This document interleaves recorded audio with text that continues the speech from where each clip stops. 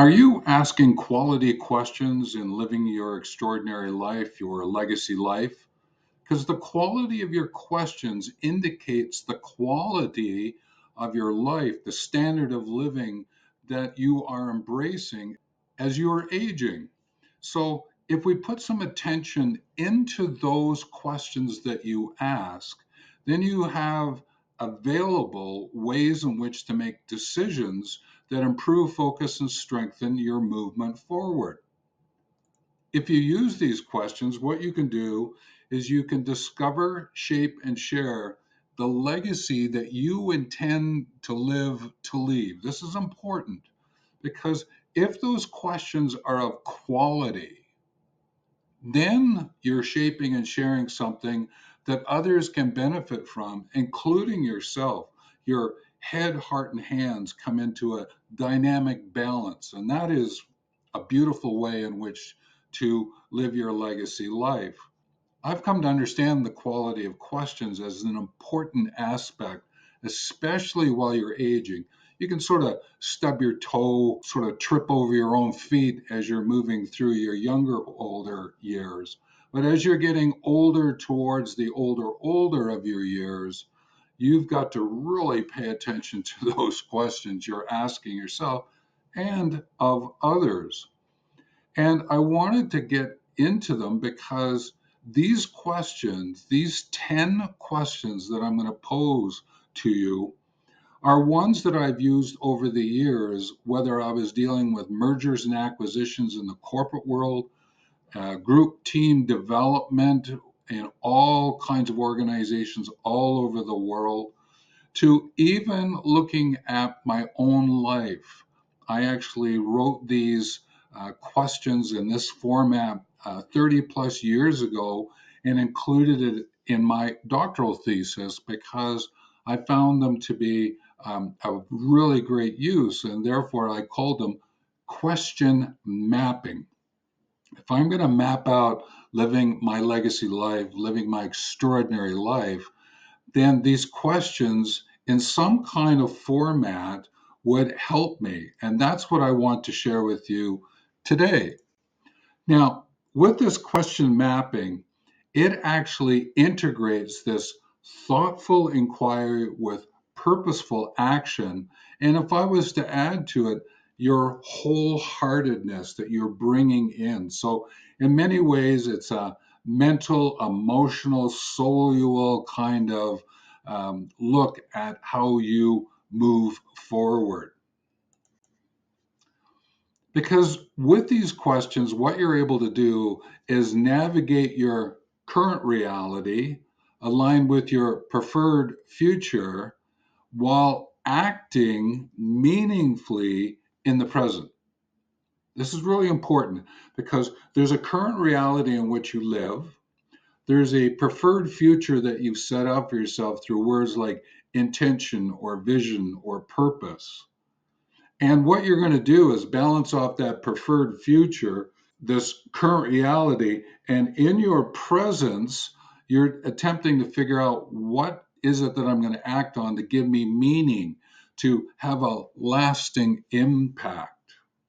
As we explore these 10 questions, think about it this way. You're going to be linking insights and actions.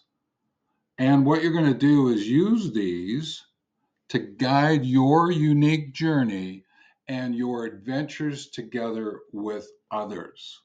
Just before we dive into these 10 questions, if we've not met, certainly welcome. And I'm hoping you're enjoying this video, and there's lots of other videos on the channel to watch. And I would encourage you to comment and subscribe. Let's get on with the 10 questions. So here we have the game board. Now I'm bringing it up so that you can see the words, the lines, the shapes, everything that we're going to bring to the foreground here through a set of slides with explanation. But I'd also offer to you, I've taken this game board and I've actually enlarged it at times on pieces of paper. So I'll put one triangle, big triangle on a piece of paper, and another triangle, and then a small triangle and a small triangle.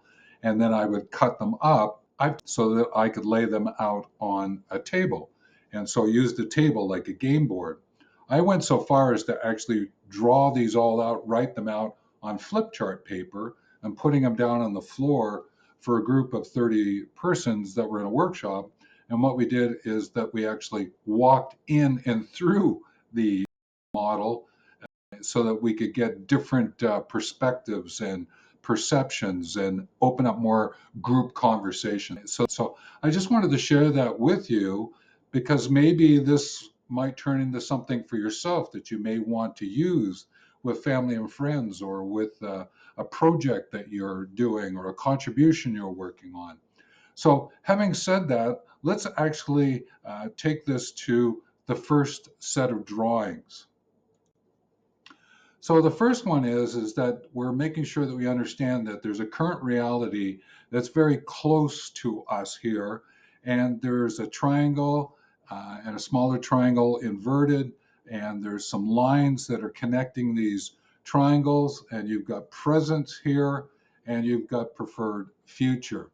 So what I'm attempting to do is, if you actually look at it, the two bigger triangles are slightly different size, which would suggest that there's some kind of movement. If you understand perspective drawing, this is how you would show depth and width and height. And so if you look at this, you can see a prism. So if you were to shine light on it, and out the other side would come the rainbow.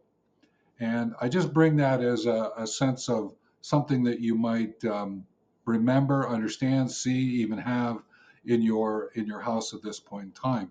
So this is the base to start with. Now, what I'd like to do is just add the first set of 4 questions, and they go as following. Why is it that I'm going to get involved with it? How am I going to get involved with it? Who am I to get involved with it? And what resources are necessary, time, effort, and money, to assign to this something, whatever it is that I'm going to be working on? This is the current reality. These are questions you're asking about currently, and you're thinking about, where is this going to take me? What would be my answers to those base questions? Next, let's look at the preferred future questions. Whole is it? Where is it? When is it? Who out there is involved? Now, you might not see the whole question before you. You've probably seen the other 5 W's and H. I get that. But this whole is actually a new question that I've added in because over time, people have been asking it in this way. So if I'm going to do this, what's it fit? What is this going to lead to in my life, my interactions with others? And I call that whole is it.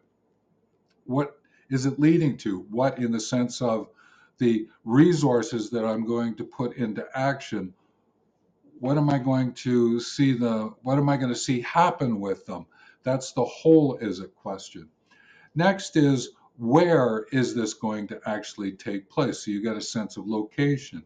Who out there, audience, clients, recipients, contributors, supporters, who out there, family, friends, who out there is going to get involved with what I'm doing?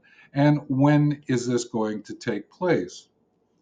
So what happens here is, when you bring these all together, then you have these preferred future questions, you have these current reality questions, and they help you to balance up what it is that you're looking at.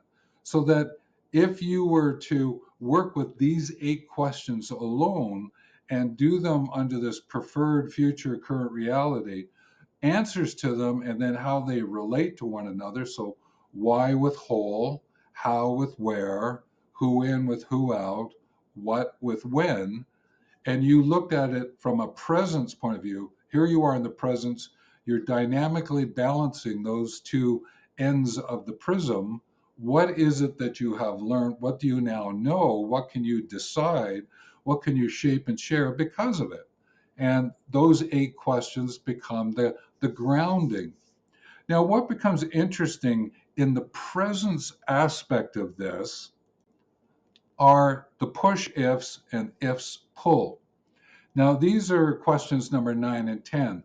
The push ifs, it comes from the current reality. Of what I know now, what is it that I would want to push forward to improve, focus, and strengthen? The ifs. What would I pull forward? If I'm coming at this from the preferred future, I'm going, what is it that I want to pull forward to improve, focus, and strengthen? So there's a sense of pushing from your current reality and pulling from your preferred future. And again, what that does is it opens up more insights for you from a presence point of view. So the way that those dark, bold lines shape up, it almost looks like an eye or a lens. This is a lens to look through because when you understand now these 10 questions as a whole, you've got the base, essential questions you can ask yourself or ask of others as they get involved what's going on to do a check and balance. It's to check your perspective, check your perception, see what's going on here so that you can make those decisions to discover, shape, and share your legacy that you want to bring out for people. So that is the 10 essential questions. If there's any one of those you'd like to learn a little bit more about, just drop down in the description. I add just a little bit more text in the description. But in the comments section, if you have a specific question about one of these questions or how they come together, then drop us a note and I will answer it down below. And if you have a private question, you'd like to keep it more private, you can go to the website, use the contact form, and you will send me an email directly and I'll respond in that way. So let's continue on. Through this question mapping and asking these 10 essential questions, as simple as they may seem, but also as complicated as they may feel, you will have an opportunity to use it as a reflective tool to get you moving along your legacy life path. And therefore, the map that you create, and let me sort of say it this way, laying down your paving stones, these questions and your answers to them, what you'll be able to do is align your current reality, preferred future, and the present actions, your presence of how you're going to go about living your life at that point in time to live the legacy that you intend to leave. And therefore, you're going to create what I'll call a causal and casual narrative. In other words, the conversations you're going to have, they're going to cause something, but you want to do them in such a way as that they feel casual. And if you can do that, then what you're doing is you're finding that dynamic balance in the use of these questions. So the questions themselves can cause something. They can also open up this casual interactions that you're having with others and including yourself. And therefore, when you put all of this into action, then what you have is a way in which to create a lasting impact. Your legacy becomes a lasting impact. It has meaning.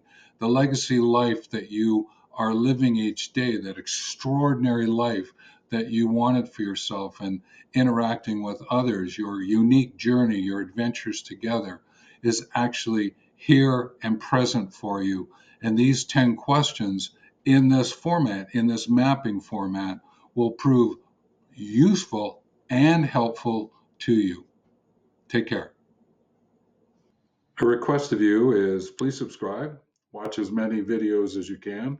And I've earmarked a couple here for you on the right that will help you move forward, especially the one about the prompts, the 1 minute or so prompts that I put up every morning. They're a great reflective tool as well and can add to the 10 questions you've learned about here in this video.